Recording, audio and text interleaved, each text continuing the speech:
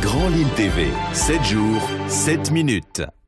Bonjour à toutes et à tous, bienvenue sur votre chaîne d'information en continu en ce vendredi 14 juillet. Bonne fête nationale à toutes et à tous. Avant de passer au titre de cette édition, un point rapide sur vos prévisions météo du jour avec du soleil toujours, un ciel bien dégagé sur l'ensemble du nord et du Pas-de-Calais. Côté température, ça augmente également avec pour les maximales 21 degrés à Lille, 18 à Dunkerque, 19 à Calais, 20 degrés pour Arras. Aujourd'hui, les prévisions complètes, ce sera tout de suite après cette édition. Et pour commencer, attention, ces images peuvent vous donner l'eau à la bouche, puisque nous sommes allés à la découverte d'un restaurant atypique à Lille, direction le Laxon, dans les rues pavées du Vieux-Lille. Avec son nom qui fait penser aux produits d'une grande enseigne suédoise d'ameublement, l'établissement propose des spécialités nordiques, avec notamment du poisson de toutes sortes, mis en avant avec brio derrière les vitrines du restaurant. Ce restaurant qui est également traiteur, un univers donc de découverte gustative que nous sommes allés voir. Je vous propose tout de suite d'en savoir plus avec l'interview des responsables. C'est une culture qui est tendance aujourd'hui parce qu'ils utilisent des produits, on va dire, bruts et qu'ils ont eu une approche, on va dire, récente de la gastronomie. Ce qui est très intéressant dans ces pays-là, c'est d'utiliser les produits sans fioriture. C'est-à-dire qu'on va utiliser les produits relativement bruts, des bons produits naturels. On arrive à sourcer dans ces pays-là des produits qui sont purs, relativement purs, qui ne sont pas forcément trop traités. Et donc forcément, en termes de qualité organoleptique et gustatif, ça nous permet de nous ouvrir le champ sur des saveurs peut-être qu'on a moins dans notre gastronomie française, où c'est plus une culture de terroir et de plats en sauce. Voilà donc pour ce reportage signé Louis Caillé.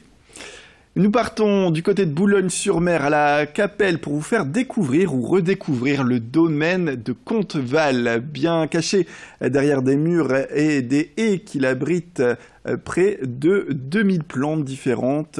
Présentation du lieu avec Sébastien Hoyer, c'est le président de l'association des Amis de Comteval et c'est également l'héritier du domaine qui a été bâti, on le rappelle, à la fin du XVIIIe siècle.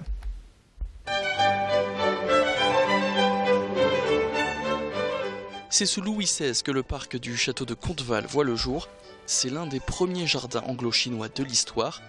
Dessiné pour représenter le monde et la nature en miniature, avec une collection de plantes venant de la planète entière, le nombre de pensionnaires ici est impressionnant. Aujourd'hui, nous avons réussi à réunir environ 1500 à 1600 plantes exotiques mélangées aux indigènes, ce qui est très loin de la collection d'origine sous Louis XVI où on était à plus de 3600 espèces exotiques. Boulogne étant un port, on avait accès en fait au catalogue botanique du monde entier. C'est un tour du monde sur quelques centaines de mètres, enfin quelques centaines. Le tour du jardin par la ceinture fait environ 1,5 km. On doit pouvoir faire 3 km en faisant les allées accessoires, mais évidemment on passe de la Chine au Tibet, de l'Amérique au Japon. Voilà, c'est un voyage permanent. Un monde de plantes dans quelques hectares au long de la traversée de deux potagers, d'une source ou de la tourbière.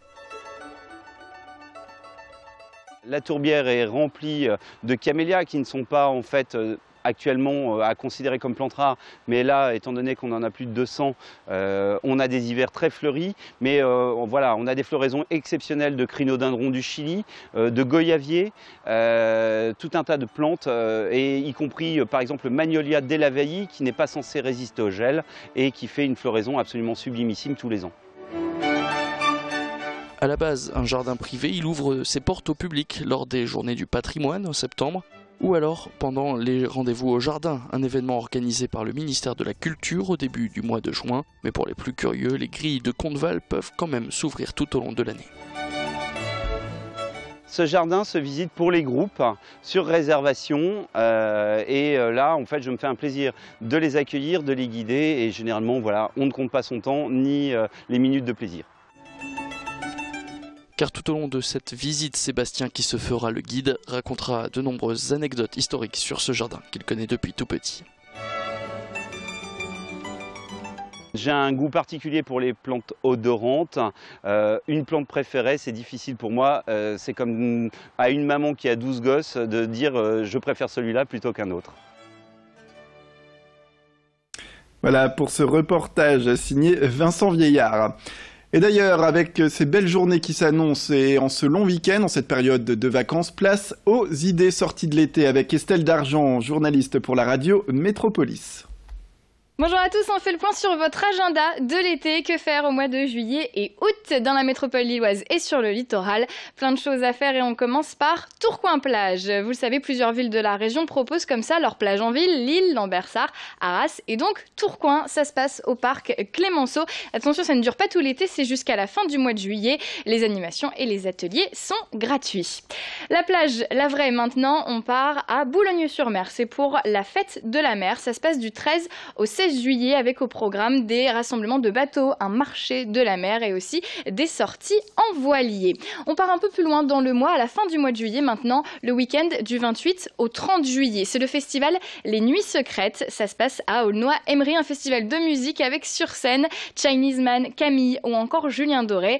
Mais la particularité de ce festival, ce sont les parcours secrets, des concerts surprises dans des endroits insolites. Infos et réservations sur le site des Nuits Secrètes. Au mois d'août, maintenant, les bons contes font les beaux jardins. C'est un festival de contes donc qui se passe à Houplain-en-Couanne. C'est au parc Mosaïque. Tous les dimanches, des contes mis à l'honneur, que ce soit des histoires de chevaliers, du théâtre d'Asie ou encore des légendes polonaises. C'est pour les petits et aussi pour les plus grands. Ça, c'était pour le jardin Mosaïque de la métropole lilloise, mais les jardins de la Côte d'Opale sont également mis à l'honneur avec les concerts au jardin de Gravelines. Tout au long de l'été, les différents jardins de la ville vous proposent des animations musicales, des concerts, un thème par jardin, le blues, le jazz ou encore l'accordéon.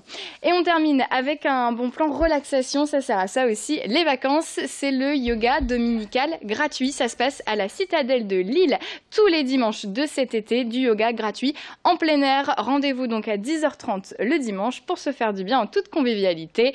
Voilà, vous retrouvez tous ces bons plans sur metropolis.com, rubrique les bons plans de l'été. Et je vous souhaite d'excellentes vacances dans la région.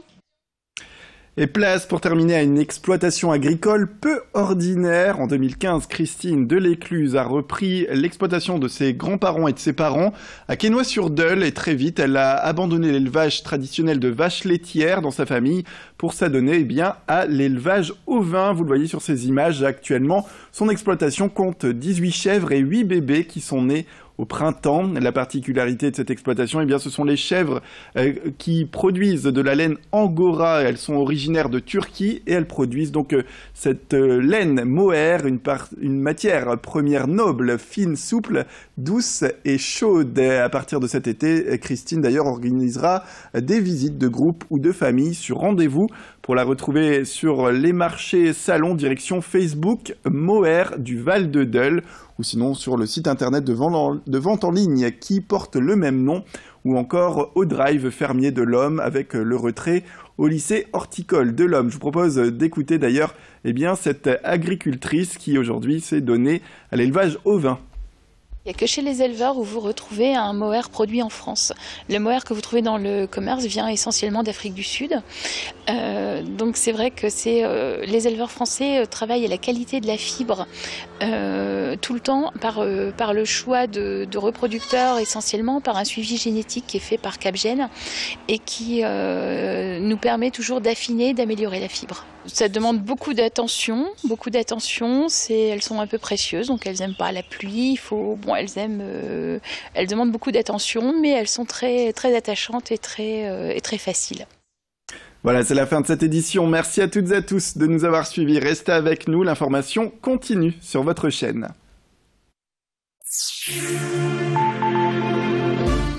Grand Lille TV, 7 jours, 7 minutes.